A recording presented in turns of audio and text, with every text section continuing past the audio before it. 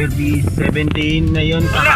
Kaka-uwi lang namin galing sa service po. Ito yung mga kapatiran ko sa church. Hello po!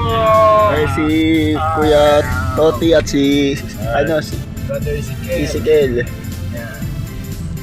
Pero paano tayong binago ng Panginoon nga yun? Pero nung time na yung dating wasak na ang buhay, pero binaon rin ng Panginoon. Pero may pag-asa pa magbago. Yes! Pero kapatid, huwag tayong mawawalang pag-asa. May dadating ang pag-asa sa'yo. Lahat ng pagbibisyo, pag-iinom, lahat yan titigil yan. Amen. Isa rin akong kabataan dati, 16 years old, hindi alam ng magulang ko to umiinom na ako, nagarilyo ako. Pero nung natuto kong managarilyo sa CR, pero wala nakakita ng tao at pati sa paaralan. Nung nagarilyo ako sa paaralan kasi, minsan nagdadala akong panaksak dun sa paaralan. Minsan sabay ako tumakbo nung time na yun. Ang buhay ko dati, wala pa akong Kristo sa aking buhay. Nung times kasi noon, nakatikim ako ng palo ng Panginoon. Ang palo ng Panginoon sa akin, pagsubok. Nais ng Panginoon, meron palang tinuturo pala sa akin para pala sa kinabukasan. Nung time na yon, nung tinanggap ko si Kristo, nung niyaya ako ng mga ng kaibigan ko, pero may pag-asa pala makalaya sa tapos ng kasalanan. Yes! Pero kapatid, lahat ng mga kabataan may nawawala ng pag-asa.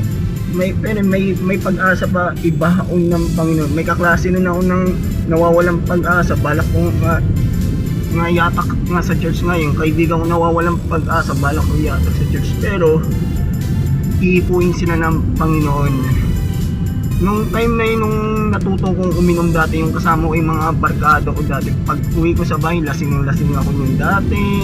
Minsan bitbit ako ng mga ko dun, yung barkada ko yun dati. Minsan pagka uwi ko, galit na galit yung mother ko yun dati. Yung suka nga, lalaman ng Pero 19 years old, bagong tanggap sa Panginoon. Pero nung 19 years old ako, natigil ko ng pag-iinom.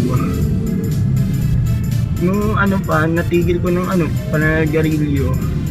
Pero hindi alam ng mga ko to, ng pamilya ko to nung times na yon.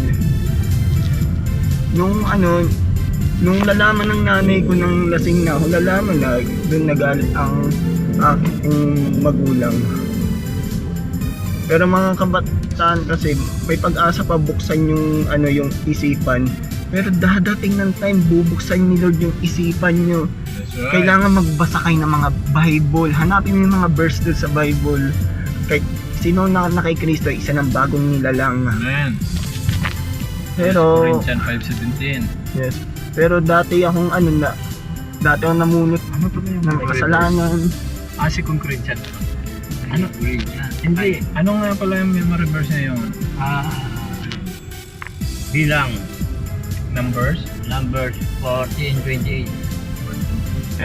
Pero nung time na yon, dati akong naging babaero. Minsan simula ng 15 years old ako, natuto na ako ng babaero. Ito pala mali pala sa harapan ng Panginoon. Pero maraming kabataan na yung mga namabadali na yun sa love life na yun. Minsan may naghihiwalay, minsan nasisira yung relationship. Mas maganda unahan ang pag-aaral. Gusto ninyong mangyari. Ako nga rin, palipat-lipat rin ako ng babae pala. Ito pala mali pala sa harap ng Panginoon. Pero nung nung Saan drugs ko, Saan ka? nung naghiwalay kami, minsan pinarider ako kaibigan ko, na kami nag-break. Pero na yung dating Jervis, ngayon isa ng lingkod ng Panginoon. Dating wasak ng buhay, isa ng lingkod ng Panginoon. Pero ako, mas focus pa rin ako sa pag-aaral ko. Mas una ko muna pag-aaral ko. Minsan hindi muna ako mag-love life. Minsan uunahan ko muna Brother Jervis. Una ko muna pag-aaral ko. Pag nagtapos na ako sa pag-aaral, pwede na akong Tularan mo si naligaw. Brother Toti, hindi muna siya nag-love life. Pero may times pa naman, minsan may mga barkada ko dati yung kinakasama sa banding, sa galaan. Minsan nung times na yon, minsan hindi na ako pinapansin ng kaibigan ko. Iniwan Yacht na ba nila bukas? iniwan ako ng kaibigan ko, pero merong purpose si Lord.